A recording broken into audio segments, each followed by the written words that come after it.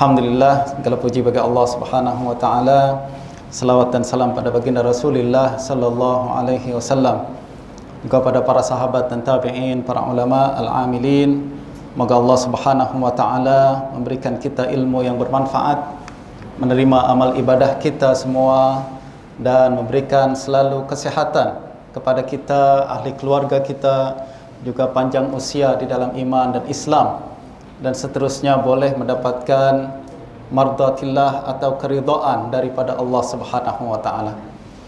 Pertama-tama saya ucapkan banyak terima kasih kepada pihak surau yang sudi untuk menjemput saya dalam perbincangan atau perkongsian pada malam hari ini.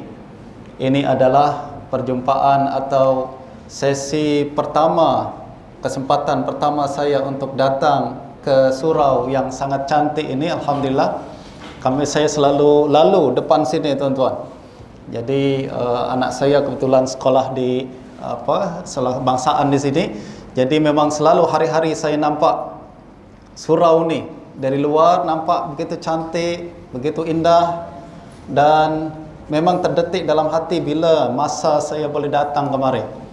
Datang untuk ambil manfaat atau faedah daripada tuan-tuan dan rakan-rakan sekalian. Dan alhamdulillah ternyata adalah kesudian daripada pihak surau untuk bersilaturahim kepada saya, sehingga pada malam hari ini Allah temukan kita dalam sebuah perjumpaan yang mudah-mudahan dapat memberikan manfaat kepada kita semua, insya-Allah. Tuan-tuan dan rakan-rakan sekalian dirahmati Allah Subhanahu wa taala, pada malam hari ini dalam perjumpaan perdana ini saya diminta sebenarnya untuk berbincang kenaan dengan hati manusia, hati yang mati. Itu tajuk kita kan? Tajuk kita berkenaan dengan hati yang mati. Akan tetapi izinkan saya untuk berkongsi tajuk yang lain, akan tapi masih berkaitan dengan tajuk utama kita. Jadi tajuk utama kita berbincang berkenaan dengan hati, akan tetapi kita akan fokus kepada ciri utama hati yang hidup, kebalikan daripada hati yang mati, ya tak? Sebab kita bincang tentang hati yang mati. Untuk mengetahui mana hati yang mati, tentu saja kita mesti mengetahui kebalikan daripada hati yang mati itu, yaitu hati yang hidup, hati yang boleh mengetahui dan juga memiliki ciri-ciri tertentu sebagaimana yang akan kita bincangkan pada malam hari ini. Rakan-rakan dan tuan-tuan sekalian dirahmati Allah Subhanahu wa taala, kita mulakan dengan sebuah hadis daripada baginda Nabi sallallahu alaihi wasallam. Berbincang berkenaan dengan hati ini, tuan-tuan, adalah sebenarnya berbincang berkenaan dengan diri kita yang sebenar. Sebab diri kita yang sebenar bukanlah rupa kita ni. Rupa kita, tubuh badan kita, wajah kita, badan dan tubuh kita ni, dia adalah untuk pandangan manusia. Jadi penampilan luaran kita adalah penampilan untuk kita berjumpa dengan manusia. Kita mengenal rakan kita dan orang lain mengenal kita dengan melihat rupa kita. Jadi kita boleh bezakan rupa si A dengan rupa si B, ya tak? Kita boleh tengok, boleh bezakan rupa dan wajah mereka. Akan tetapi berbincang berkenaan dengan hati sebenarnya juga berbincang berkenaan dengan rupa kita. Akan tetapi rupa hati kita ni bukan rupa yang kita tunjukkan kepada manusia, bukan untuk pandangan mata manusia, akan tapi hati adalah untuk pandangan Allah Subhanahu wa taala. Itu sebabnya baginda Nabi sallallahu alaihi wasallam dalam sebuah hadis yang sahih mengatakan, innallaha la yanzuru ila suwarikum wala ila ajsadikum. Sesungguhnya Allah Subhanahu wa taala tak memandang rupa dan tubuh badan anda semua, akan tetapi walakin yanzuru ila qulubikum, akan tetapi Allah memandang kepada hati kamu semua. Jadi di sini ada dua pandangan, di sini ada dua rupa. Satu rupa yang kita tunjukkan untuk manusia, agar manusia melihat dan mengenal kita dan menilai kita, betul tak? Orang menilai kita dengan rupa kita, dengan wajah kita, dengan rambut kita, dengan misai kita, dengan janggut kita, dengan pakaian kita. Ya tak? Itu adalah rupa luaran kita untuk pandangan manusia. Dan mereka menilai kita dengan rupa luaran kita. Itu sebabnya kita jaga rupa luaran kita begitu berhati-hati. Kita tunjukkan kepada manusia bahawa saya ni adalah orang terhormat, orang yang mulia, dengan cara memakai baju yang mahal-mahal, dengan cara membersihkan tubuh badan kita daripada segala kotoran, daripada segala najis, dan juga kita bersihkan tubuh badan kita daripada bau-bau yang tidak sedap. Itu semua untuk menampilkan penampilan yang hebat di mata manusia. Akan tetapi kata baginda Nabi sallallahu alaihi wasallam, rupa luaran ni sebesar apapun perhatian kita, Allah tak pandang. Penat-penat kita buang duit untuk rubah rupa kita menjadi rupa yang handsome, Allah tak pandang. Penat-penat kita belanjakan wang kita untuk beli baju yang mahal-mahal dan cantik-cantik, Allah tak pandang. Kenapa? Sebab Allah tak pandang rupa luaran tersebut. Yang Allah pandang adalah rupa dalaman kita, yang disebut sebagai hati. Walakin yanzuru ila qulubikum, akan tapi Allah memandang kepada hati-hati kita. Sayangnya sebagai manusia, kita selalu memberikan perhatian kepada rupa luaran kita untuk pandangan manusia, akan tapi kita lupa untuk memperindah rupa dalaman kita untuk pandangan Allah Subhanahu wa taala.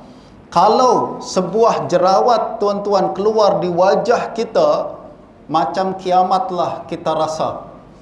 Kita sudah tak boleh tidur. Kita telah berfikir, macam mana ni, saya malu jumpa orang. Kenapa? Ada jerawat satu keluar di wajah kita, atau ada luka sikit di wajah kita. Kita sudah bising, kita sudah tak boleh, dan kita sudah fikir, macam mana saya nak jumpa orang, malu.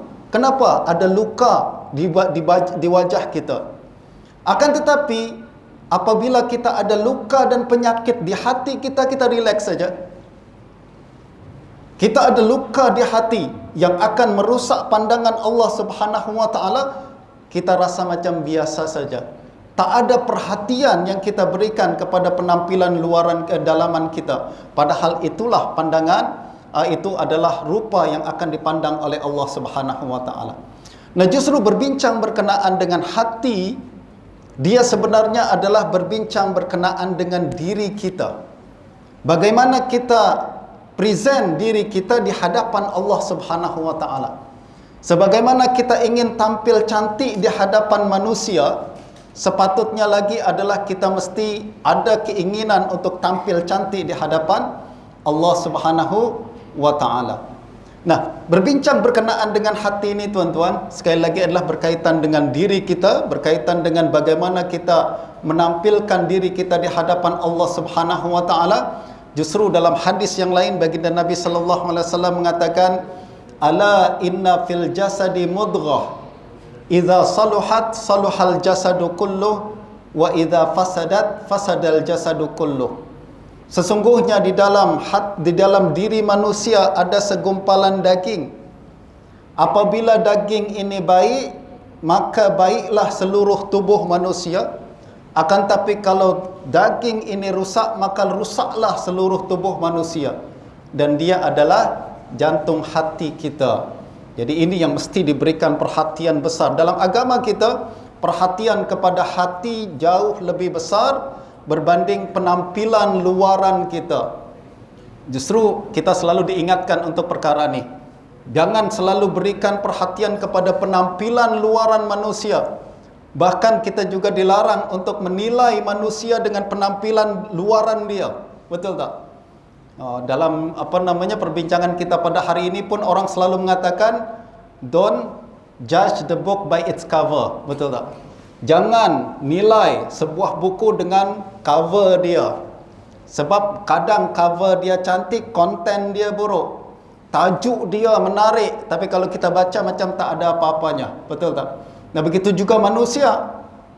Manusia kadang luaran dia begitu menarik, luaran dia begitu cantik, luaran dia memukau kita, tapi kalau kita kenal dalaman dia, kita dah bercampur dengan dia bertahun-tahun, kita tidur bersama, makan bersama, musafir bersama, kita baru tahu sebenarnya hakikat dia tidaklah secantik rupa dia, ya tak? Dan ini yang kemudian agama kita mengingatkan, jangan pernah menilai manusia dengan penampilan luaran dia. Sebab terkadang Allah Subhanahu wa taala angkat manusia yang kita anggap rendah tersebut. Ya tak? Ada manusia yang kita pandang rendah, tapi sebenarnya di sisi Allah sangat tinggi. Ini yang disebutkan di dalam Al-Quran, tuan-tuan. Allah Subhanahu wa taala mengatakan, la yaskhar qaumun min qaumin asa an yakunu khairan minhum. Janganlah satu kumpulan manusia mencela kumpulan yang lain, sebab kadang yang dicela tu di sisi Allah lebih tinggi daripada yang mencelanya. Ya tak? Dan dalam hadis juga baginda Nabi sallallahu alaihi wasallam ingatkan perkara tersebut dalam sebuah hadis. Nabi SAW mengatakan, at-taqwa hahuna, at-taqwa hahuna, kata Nabi. Takwa tu di sini, takwa tu di sini, takwa tu di sini, kata Nabi 3 kali. Apa maksud takwa di sini? Maksudnya takwa tu di dalam hati. Kedudukan manusia di sisi Allah adalah ditentukan dengan takwa dia. Inna akramakum indallahi atqakum. Sesungguhnya manusia yang paling mulia di sisi Allah adalah manusia yang paling bertakwa. Lalu baginda Nabi memberitahu bahawa takwa itu ada di dalam hati. Takwa bukan di pakaian. Justru jangan merasakan, jangan menilai orang dan menilai orang tinggi atau rendah dengan luaran dia. Sebab tinggi dan rendah ditentukan oleh takwa, dan takwa ada di dalam hati. Manusia tak boleh nampak.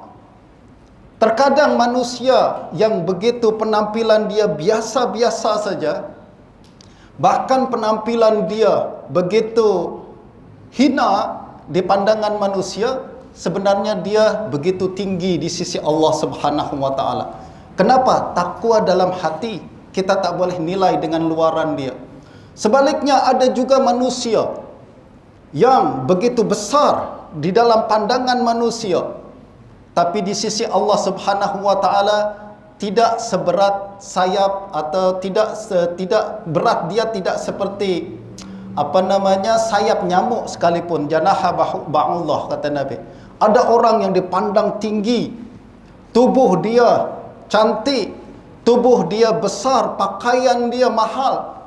Orang semua kalau pandang dia terkagum-kagum melihat pakaian dia, kenderaan dia, rumah dia, tapi di sisi Allah Subhanahu wa taala la yazinu janaha ba'udah, kata Nabi, dia tidak seharga, tidak lebih mahal daripada satu sayap nyamuk sekalipun.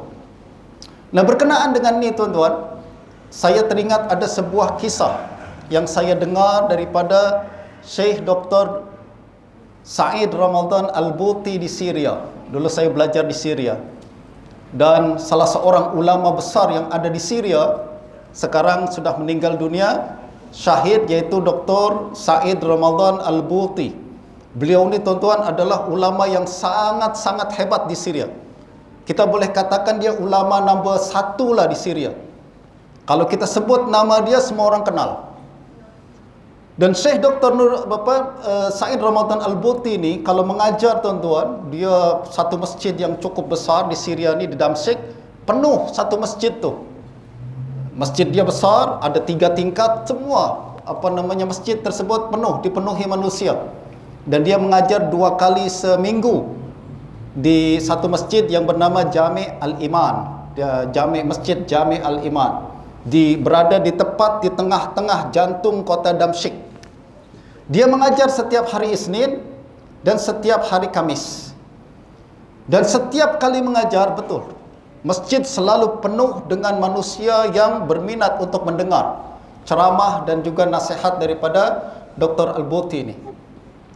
Nah, satu ketika tuan-tuan saya dengar beliau berceramah dan bercerita berkenaan dengan seorang manusia, seorang ulama yang cukup terkenal di Turki pada zaman dahulu. Nama dia Badi'uz Zaman An-Nursi. Kalau tuan-tuan nanti Google balik ke di internet, cari siapa Badi'uz Zaman An-Nursi ni.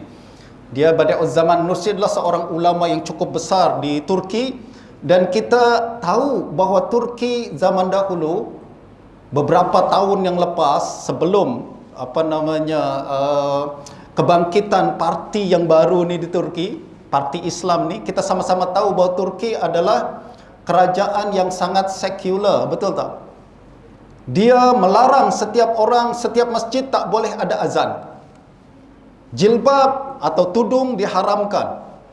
Bahasa Arab juga tidak dibenarkan, bahkan Quran pun tak boleh diajarkan. Nah, dalam keadaan yang sangat memusuhi Islam tersebut, bagaimana umat Islam yang ada di Turki ini boleh mempertahankan Islam mereka? Antaranya adalah dengan orang-orang yang aktif melakukan dakwah macam Syekh Badi'uz Zaman An-Nursi ini. Dia adalah orang yang sangat aktif, tuan-tuan, melakukan dakwah. Dan saya boleh nampak daripada setiap tulisan-tulisan beliau, saya pernah baca beberapa buku daripada Badi'uz Zaman Nursi ini. Dia adalah macam buku-buku yang mengandungi ucapan-ucapan yang penuh hikmah. Nampak betul bahawa penulis buku ni adalah orang yang sangat saleh dan Allah berikan kelebihan hati dan hikmah yang sangat tinggi. Kita boleh baca tulisan tu, kita boleh faham bahawa ini adalah tulisan orang soleh, tuan-tuan. Padahal yang saya baca tu bukan bahasa Arab dia, bahasa Turki dia, saya tak faham bahasa Turki. Saya baca buku tersebut adalah dalam bahasa Arab. Tapi selepas diterjemahkan pun kita boleh nampak ini tulisan orang yang sangat hebat. Beza tulisan orang hebat dengan orang tak hebat tu macam mana? Tulisan orang yang tak hebat adalah macam tulisan saya. Tuan-tuan boleh baca buku saya banyak. Saya banyak menulis buku dan tuan-tuan boleh baca. Ini tulisan orang tak hebat. Kenapa? Sekedar nukil saja. Ilmu dia bukan berasal daripada Allah Subhanahu Wa Taala. Ilmu dia cuma menukil daripada buku ni, daripada buku tu, kumpul semua jadi dalam satu buku. Betul tak? Ini adalah ilmu-ilmu yang dipinjam daripada buku-buku yang lain. Akan tapi ada orang yang Allah bagi kejernihan hati, berbincang tentang hati ini. Hati ini, tuan-tuan, dia punya khasiat yang begitu hebat. Kalau orang yang punya hati jernih dan bersih, Allah akan berikan ilmu secara direct kepada dia. Ini bukan ajaran sesat, tuan-tuan ya. Ini adalah bukan saya nak mengajarkan dah tak belajar Quran, tak belajar hadis, tak kita kena masuk aja dalam bilik lalu Allah kasih wahyu kepada kita, bukan macam tu.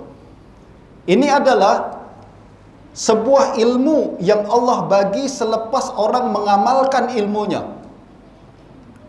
Ada ucapan daripada Imam Malik mengatakan, man amila bima alima allamahullahu ilma ma lam ya'lam. Siapa yang mengamalkan ilmu yang dia tahu, jadi siapa yang belajar lalu dia dapat ilmu, lalu dia amalkan ilmu tersebut, Allah akan bagi dia ilmu baru yang dia tak ketahui sebelumnya.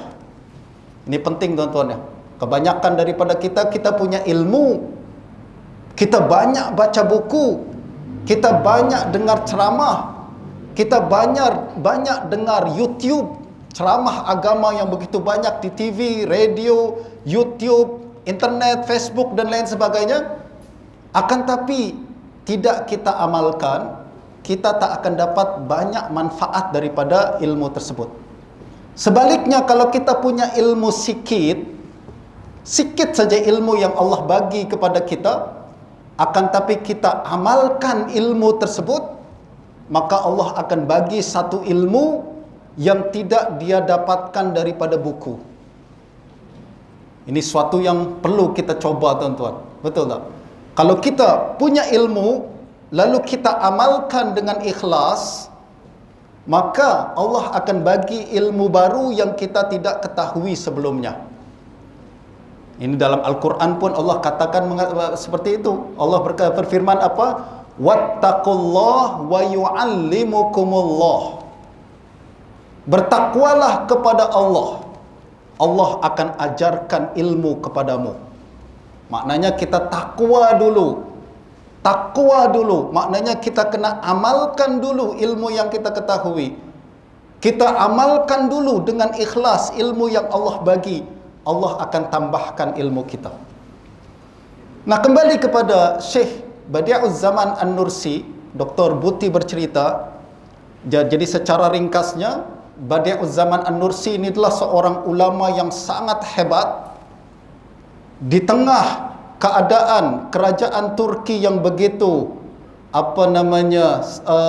sekular, yang melarang Islam, yang melarang semua ajaran Islam diamalkan, dia masih boleh berdakwah kepada Allah Subhanahu wa taala dengan usaha dia, tuan-tuan. Turki yang sekular tu masih boleh mempertahankan agama Islam, dan kesannya kita boleh nampak pada hari ini. Ya tak? Kesannya kita boleh nampak pada hari ini. Gerakan Islam kembali hidup semula. Syiar Islam kembali hidup semula di Turki, walaupun sekian lama coba dibunuh oleh kalangan sekular. Nah, ini bermakna bahawa Badi'uzzaman adalah orang yang sangat hebat, sangat alim, orang yang begitu besar dalam bidang dakwah kepada Allah Subhanahu wa taala. Tapi tahu tak, tuan-tuan, sebenarnya beliau asalnya adalah orang biasa-biasa saja. Kata Dr. Buti, apabila beliau berceramah yang saya dengar tu, beliau katakan sebenarnya ketika masih kecil, Badi'uzzaman An-Nursi ini sebenarnya orang biasa-biasa saja, macam budak-budak biasa. Macam budak-budak biasa. Waktu belajar di sekolah rendah, di sekolah menengah, macam budak-budak yang biasa. Bukanlah budak yang pandai sangat, bukanlah budak yang cemerlang, bukanlah budak yang hebat. Dia budak biasa-biasa. Akan tetapi budak yang biasa-biasa ni menjadi luar biasa selepas berlaku satu peristiwa kepada dirinya. Apa peristiwa tersebut? Satu hari, tuan-tuan, dia waktu itu masih budak-budak kecil, dia masih sekolah di sekolah agama tertentu, dan dia masuk asrama, tuan-tuan.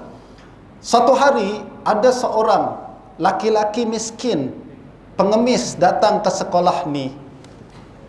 Dia minta makanan. Dia pengemis ni nampak macam orang hina sangat. Pakaian dia pun pakaian yang begitu rendah. Penampilan dia penampilan macam orang miskin dan kotor. Justru apabila dia masuk ke dalam sekolah Badi'uzzaman An-Nursi ni, masuk ke sekolah, dia minta sedikit makanan daripada pelajar-pelajar yang ada di tempat tersebut.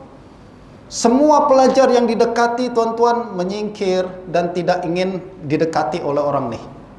Jadi datang ke budak ni, tolong bagi saya makan, saya lapar 3 hari tak makan. Budak ni tengok, siapa ni orang kotor macam ni, kotor, miskin, hina macam ni. Budak ni pergi, tak nak didekati oleh orang macam ni. Semua budak yang didekati oleh orang tersebut menghindar. Nah, pada masa yang sama, Badi'uzzaman An-Nursi, dia berada di tingkat 2 sekolah tersebut. Dia nampak ada pengemis yang macam tu.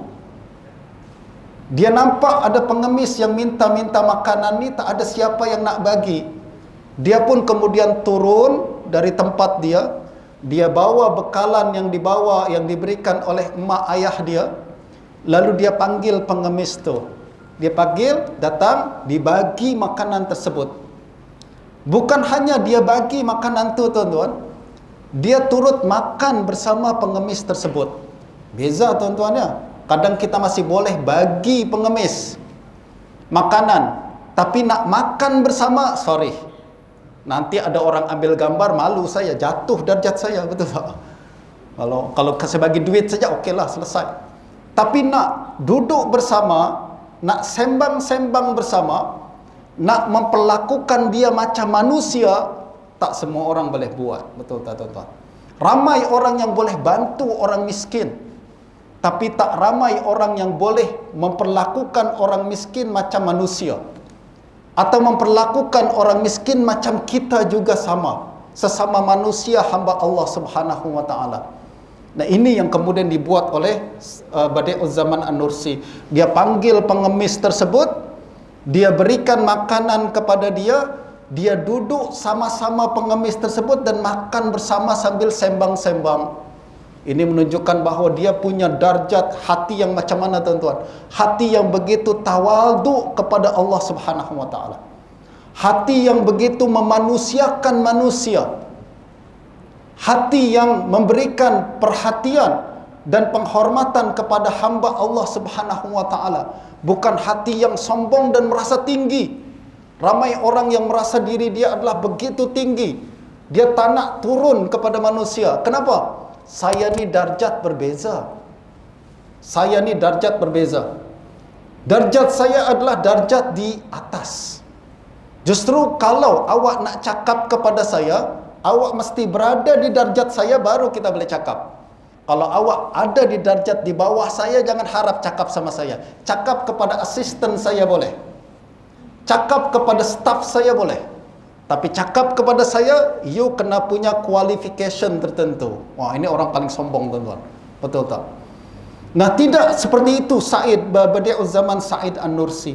Walaupun budak ni masih muda remaja, akan tapi dia tahu bahawa dirinya adalah hamba Allah Subhanahu wa taala. Dia punya hati yang begitu tawadu, begitu rendah kepada Allah Subhanahu wa taala, sehingga dia boleh menghormati orang lain. Ini hati yang hidup tuan-tuan. Beza dengan hati yang mati. Hati yang mati adalah hati yang tidak menghargai orang lain. Hati yang tidak boleh merasakan kesedihan dan juga kesusahan orang lain. Hati yang begitu keras dan tidak tersentuh dengan permasalahan dan kesusahan yang dihadapi oleh orang lain. Nah, Badi'uz Zaman An-Nursi, sekali lagi dia turun, jumpa dengan orang tersebut, duduk bersama, lalu kemudian sembang sama-sama. Kata Dr. Said Ramadan Al-Buti, sejak kejadian tersebut baru berubah keadaan diri dia. Dari budak yang biasa-biasa menjadi budak yang luar biasa. Daripada budak yang bukan budak yang cemerlang menjadi budak yang cemerlang. Dalam aspek pendidikan dia menjadi budak yang cemerlang, terkenal, dan bahkan kemudian Allah jadikan dia menjadi seorang tokoh yang memberikan sumbangan yang paling besar dalam menjaga agama Allah Subhanahu wa taala di Turki. Masya-Allah tuan-tuan. Ini hati manusia. Hati manusia dia punya potensi yang sangat besar untuk meletakkan kita di darjat yang paling tinggi ataupun menjatuhkan kita kepada darjat yang paling rendah. Sebaliknya tuan-tuan, hati manusia yang mati, sekali lagi, adalah hati manusia yang tidak boleh merasa. Apa beza manusia hidup dengan manusia mati? Perbezaan manusia yang hidup dengan manusia yang mati adalah merasa atau tidak merasa. Betul tak?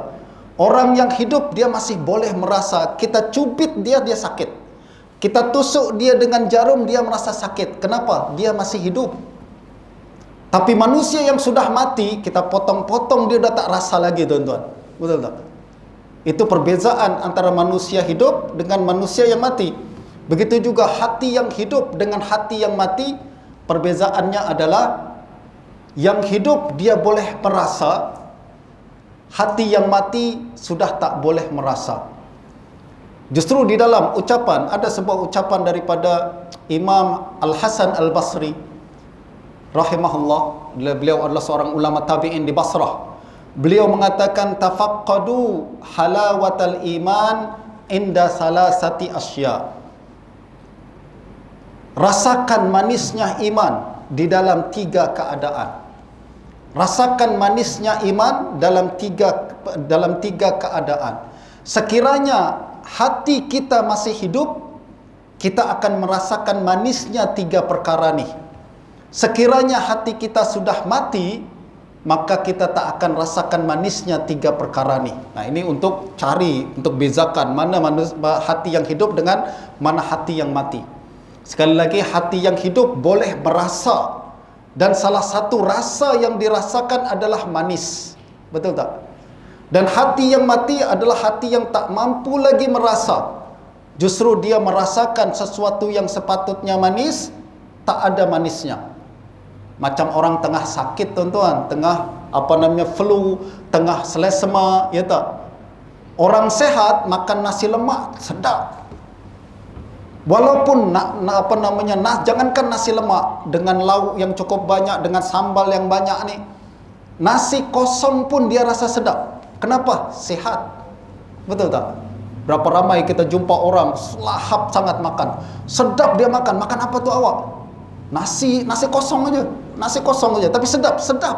Kenapa? Badan sehat, dia boleh merasakan kenikmatan. Tapi tubuh badan yang sakit, orang tengah selesema ataupun tengah batuk atau ada penyakit tertentu, kita kasih makan nasi kandak penuh, tuan-tuan, dengan ayam goreng dia, kuah campur banjir sekalipun, kasih dia rasa macam pahit, tak sedap, tak ada selera. Kenapa? Sakit, betul tak? Jadi masalahnya bukan nasi kandak atau nasi kosong. Masalahnya adalah lidah kita sehat atau sakit.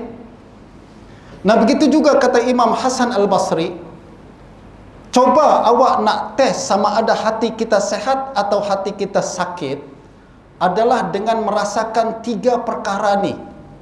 Kalau awak rasa manis, maknanya hati awak sehat. Kalau awak rasa pahit, maknanya hati kita sakit. Apa 3 perkara tersebut? Yang pertama, indas salah, ketika solat. Kalau kita tengah solat, tuan-tuan, rasa, sedapnya solat ni. Kenapalah imam baca cuma pendek-pendek tu? Saya tak suka kalau imam baca pendek-pendek. Kenapa? Manis. Saya nak baca panjang-panjang. Saya nak baca kalau boleh solat maghrib tu baca 2 juzuk. Boleh ke tak boleh, tuan-tuan? Saya tak suka imam tu baca kuliah kulhu. Sehat tu dia, hati dia. Tapi kalau kita rasa macam, alah kenapalah imam baca panjang sangat, saya tak suka imam tu. Kenapa? Solat dia panjang sangat baca surah. Apa yang dia baca? Tadi dia baca qul ya ayyuhal kafirun sama qul huwallahu ahad la ilaha illallah. Surat pendek macam putu itu pun awak kata panjang ke? Ya, panjang sangat tu. Sepatutnya dia baca bismillahirrahmanirrahim, alif lam mim, Allahu akbar. Selesai.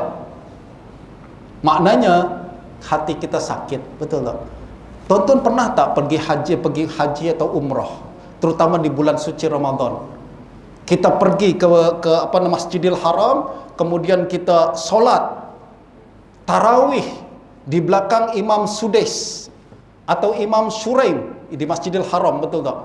Kita rasa sedap ke tak sedap? Ya Allah, sedapnya. Tak ingatlah dunia, tak ingat anak isteri. Saya nak kalau boleh duduk di Masjidil Haram, tak nak balik lah. Kita waktu itu hati tengah sehat. Tapi kalau kita balik semula ke Malaysia, la ilallah, kita masih boleh maintain tak perasaan hati macam tu? Heran lah, kenapa tak boleh? Kenapa? Sebab hati kita hidup dia, sehat dia mengikut keadaan. Ya, itu sebabnya para ulama kita mengingatkan, jangan jadi hamba Ramadan. Betul tak? Jangan jadi hamba Ramadan. Ketika Ramadan kita boleh tarawih berjam-jam. Selama Ramadan kita boleh baca Al-Quran berjam-jam. Kalau dalam Ramadan kita boleh lakukan pelbagai ibadah. Habis Ramadan, habis ibadah. Maknanya hati kita tidak sembuh secara total. Dia baru nak sembuh, kita tak maintain. Medication kita tak jaga betul-betul. Betul tak? Kita kalau ada doktor saja kita minum obat, lepas tu dah tak baca, tak minum obat lagi. Nah, ini tanda yang pertama, kata Imam Hasan Al-Basri. Kalau kita rasa macam ketika salat kita rasa sedap, kita rasa manis, tanda hati kita tengah sehat. Akan tapi kalau kita rasa macam solat ni tak manis dan pahit belaka, maknanya hati kita tengah sakit. Yang kedua, apa dia? Kata Imam Al-Hasan Basri, yang kedua adalah ketika inda qiraatil Quran, ketika kita membaca Al-Quran. Tuan-tuan, Quran ini adalah ma'dubatullah. Ma'dubatullah maknanya adalah hidangan daripada Allah Subhanahu wa taala. Allah turunkan hidangan ni untuk menjadi makanan hati kita. Siapa yang hati dia sehat, maka dia akan rasakan manisnya membaca Al-Quran. Tapi siapa yang punya hati dia sakit, Quran tu tak sedap dan pahit. Dia rasa macam beratnya baca Quran. Pernah tak tuan-tuan? Kalau kita pegang Quran tu, nak baca satu muka surat pun susahnya setengah mati. Sukar sangat, baru nak buka Quran, ya Allah, mata kita berat sangat. Macam diikat dengan besi 50 kilogram. Betul tuan-tuan? Nak buka susah. Lepas kita tutup, sadaqallahul azim, tengok TV sampai pagi, tengok bola, tak berhenti-henti. Betul ke tak betul? Jangan pura-pura lah, jujur je. Maknanya kita sakit. Saya pernah jumpa tuan-tuan di Singapura sana. Saya pernah duduk di Singapura selama 4 tahun. Saya pernah jumpa satu orang, saya sebut dia Pak Cik sebab lebih tua jauh daripada saya.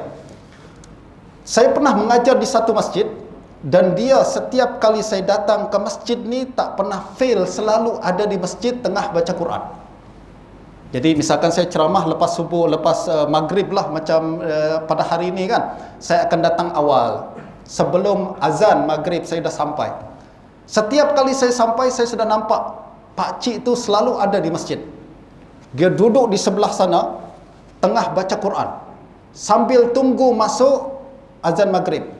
Lepas azan, dia akan solat 2 rakaat, duduk lagi baca Quran sampai tunggu iqamah. Lepas iqamah, kalau ada kelas dia akan dengar, kalau tak dia akan baca Al-Quran. Setiap hari tak pernah fail. Walaupun padahal dia masih kerja juga. Kalau saya tanya kerja apa, dia kerja apalah, engineering atau apa, tapi tak pernah fail datang ke masjid awal lalu baca Quran. Saya pernah tanya, Pak Cik, tak penat ke baca Quran hari-hari macam ni? Tak penat ke? Dia cakap apa? Ustaz, penat apa? Inilah saya rasakan manisnya saat-saat dalam kehidupan saya. Jadi saya rasakan manisnya hidup ketika saya baca Quran ni. Kalau saya tak baca Quran itulah saya rasa penat. Beza dengan kita. Jadi kalau orang sudah rasa nikmatnya baca Quran, tuan-tuan, dia tak baca itulah dia rasa tak sedap hidup dia. Sebab kalau kita ketahui sebenarnya, ibadah ni dia macam obat. Dia akan rasa pahit di awal, tapi kalau kita maintain terus, dia akan rasa manis dan tak boleh kita lepaskan. Ibadah macam tu semua. Pertama saja berat, pertama saja manis, pertama saja pahit. Tapi kalau kita jaga terus, kita akan rasa macam, tak boleh saya tinggal. Saya akan terus pegang ibadah tersebut. Sebab kenapa dia rasa pahit? Sebab kita di awal tu masih sakit hati kita, betul tak? Once kita sudah biasa, kita sudah maintain dengan kebiasaan ni, kita sudah rasa manisnya, dan kalau kita sudah rasa manisnya, kita tak akan tinggalkan lagi ibadah tersebut. Kita nak tak azan, boleh terus lanjutkan atau macam mana ni tuan-tuan? Saya baru sebut 2 saja, masih ada 1 lagi belum? Atau kita nak lanjut pada minggu depan atau bulan depan? Masih boleh lanjut kan? Boleh. Nah, itu yang kedua ketika membaca Quran. Yang ketiga apa dia? Wa inda zikr. Yang ketiga adalah ketika zikir. Zikir itu adalah ketika kita menyebut nama Allah Subhanahu wa taala. Dan zikir ni konsep dia sangat luas. Para ulama, antara lain Imam An-Nawawi dalam kitab Al-Azkar mengatakan, yang dimaksud dengan zikir bukan setakat kita menyebut nama Allah, Allah atau subhanallah atau alhamdulillah atau astagfirullah, Tapi zikir adalah segala sesuatu yang mengingatkan kita kepada Allah Subhanahu wa taala. Termasuk kuliah agama, termasuk ceramah agama, termasuk segala perbincangan yang berkaitan yang mengingatkan kita kepada Allah Subhanahu wa taala, itu adalah zikir. Termasuk majlis ilmu. Di Indonesia tuan-tuan ada seorang guru saya, seorang yang sangat besar, sekarang sudah meninggal dunia. Dia seorang kiai yang sangat hebat, terkenal, murid dia ribuan orang. Beliau ni tuan-tuan umur dah sampai 90 tahun. Umur 90 tahun lebih. Akan tapi tak pernah sakit. Hari-hari dia selalu datang untuk mengajar. Jadi dia ada pondok, ada pesantren. Jadi setiap subuh dia mengajar baca kitab, lepas zuhur dia mengajar baca kitab, lepas maghrib dia ada mengajar, lepas isyak ada mengajar. Tak pernah fail. Hari-hari dia selalu mengajar, padahal usia dia sudah 90 tahunan. Satu-satunya dia jatuh sakit bila? Kalau budak-budak tengah cuti. Kalau budak-budak di pondok tu semua tengah cuti, balik semua keluar daripada asrama, barulah dia rasa macam badan dia tak sehat, badan dia sakit dan lain sebagainya. Ini the power of zikir. Betul tak? Orang kalau sudah suka, dalam agama pun para ulama mengatakan, man ahabba syai'an aksara min zikrihi. Siapa yang suka sesuatu, dia akan selalu menyebut-nyebutnya. Kalau kita suka kereta, kita akan selalu bincang. Setiap orang jumpa kawan kita akan cerita kereta kita. Kalau kita suka anak kita, jumpa dengan siapa saja kita akan cerita, anak aku baru dapat ni, anak aku sekarang di sini, anak aku. Orang yang cinta sesuatu akan selalu menyebut-nyebutnya. Dan orang yang cinta ilmu akan selalu suka bincang tentang ilmu. Kenikmatan dia adalah kenikmatan apabila berbincang tentang ilmu. Kenikmatan dia adalah ketika dia berbincang tentang Allah Subhanahu wa taala. Kenikmatan dia adalah apabila dia membaca segala sesuatu yang berkaitan dengan Allah dan baginda Nabi sallallahu alaihi wasallam. Ada seorang ulama tuan-tuan bernama Abdullah Ibn Mubarak. Seorang ulama tabi'in yang sangat-sangat terkenal dan sangat soleh. Abdullah Ibn Mubarak ni tuan-tuan terkenal tidak suka berjumpa dengan manusia. Dia suka duduk di dalam bilik dia baca kitab. Dia suka duduk dalam bilik baca kitab saja. Jarang dia nak sembang-sembang dengan orang lain. Tak macam kita. Kita baca buku malas, tapi sembang di kedai kopi berjam-jam pun kita nak, betul tak? Kita boleh maintain bincang di kedai kopi tentang semua topik. Nak bincang politik, saya boleh komen. Nak bincang ekonomi, saya boleh komen. Nak bincang bola, saya boleh komen. Nak bincang apa tuan-tuan? Berkenaan dengan Rusia dan Ukraine perang tu, saya boleh komen. Padahal saya bukan pakar dia. Tapi kita memang suka duduk di kedai kopi sembang kosong macam tu kan. Beza dengan Abdullah Ibn Mubarak, dia tak suka sembang kosong jumpa dengan manusia. Dia lebih suka duduk dalam bilik dia, baca kitab. Suatu hari ada orang tanya kepada Abdullah bin Mubarak, wahai imam, awak tak rasa sepi ke? Hari-hari seorang diri je dalam bilik, hari-hari dalam bilik tak nak keluar. Awak tak rasa sepi, nak jumpa manusia dan lain sebagainya? Apa jawapan dia tuan-tuan? Dia kata, macam mana saya rasa macam kesepian? Tak, saya tak pernah rasa kesepian. Kenapa? Sebab ketika saya dalam bilik itulah saya bercakap-cakap dengan Allah Subhanahu wa taala. Dalam bilik itulah saya jumpa dengan Nabi sallallahu alaihi wasallam. Dalam bilik itulah saya jumpa dengan para ulama. Dalam bilik itulah saya jumpa dengan Imam Syafi'i, Imam Malik, Imam Abu Hanifah. Dia bukan jumpa macam tu tuan-tuan. Akan tapi dengan membaca buku kita kenal para ulama tu.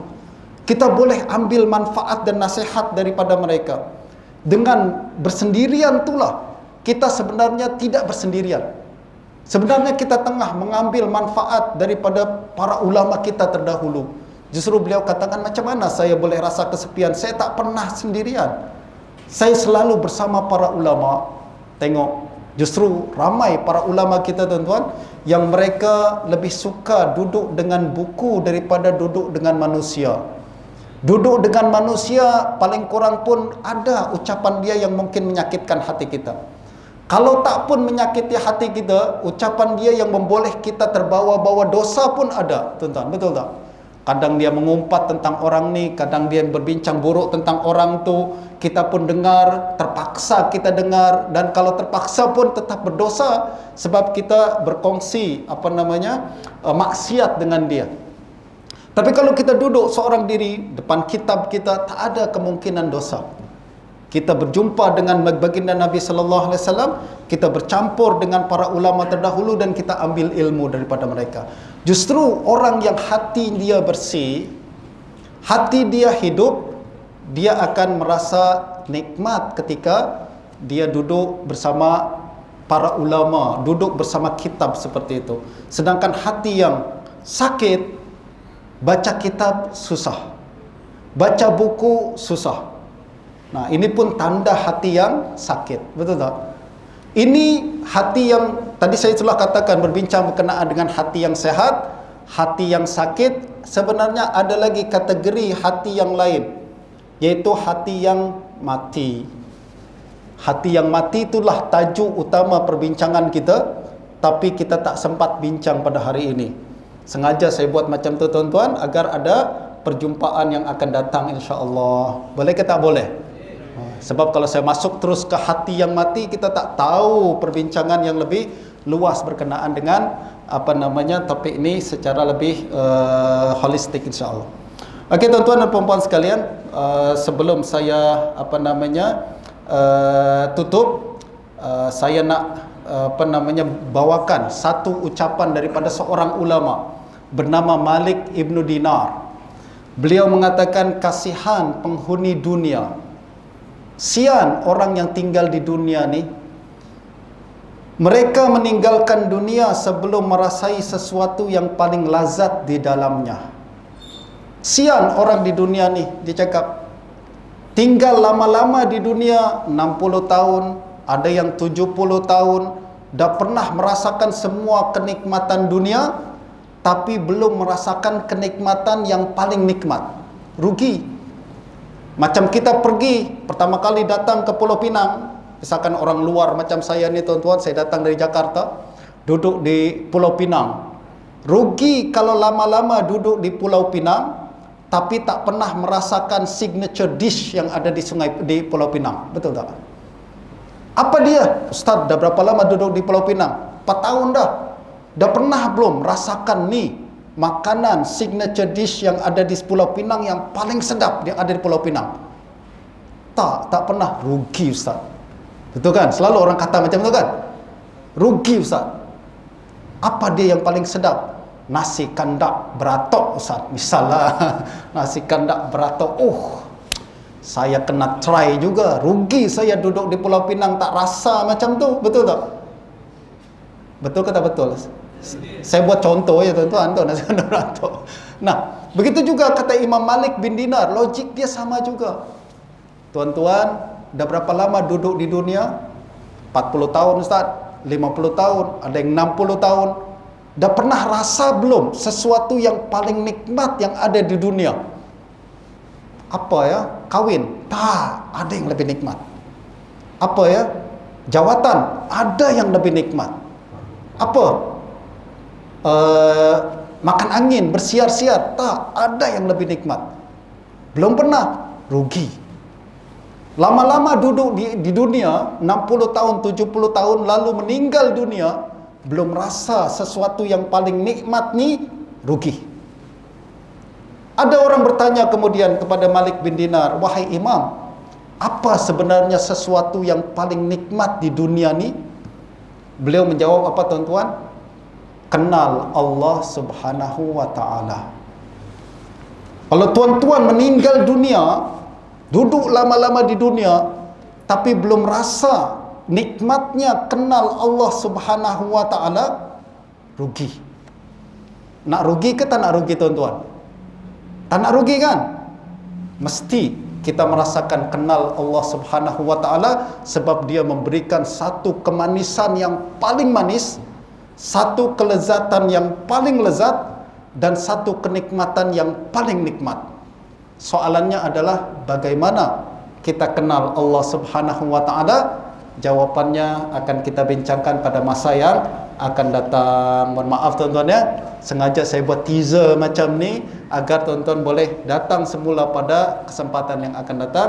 Sekali lagi, mudah-mudahan Allah berikan kita panjang usia dalam iman dan Islam, dan Allah berikan kesihatan bagi tubuh kita dan hati kita, sehingga kita boleh merasakan kenikmatan yang paling nikmat dan kemanisan yang paling manis, yaitu mengenal Allah Subhanahu wa taala. Wassallallahu ala sayyidina Muhammadin wa ala alihi washabihi wasallam. Wassalamualaikum warahmatullahi wabarakatuh.